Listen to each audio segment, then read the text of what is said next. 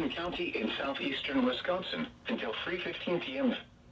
At 2:11 p.m., severe thunderstorms were located along a broken line extending from Deerfield to near Cambridge to near Edgerton, moving east at 20 miles an hour.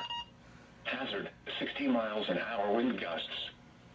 Source, radar indicated. Impact, expects damage to roofs, siding, and trees.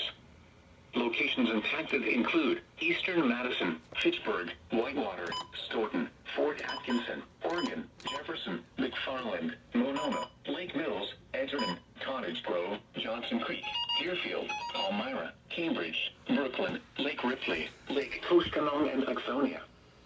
For your protection, move to an interior room on the lowest floor of a building.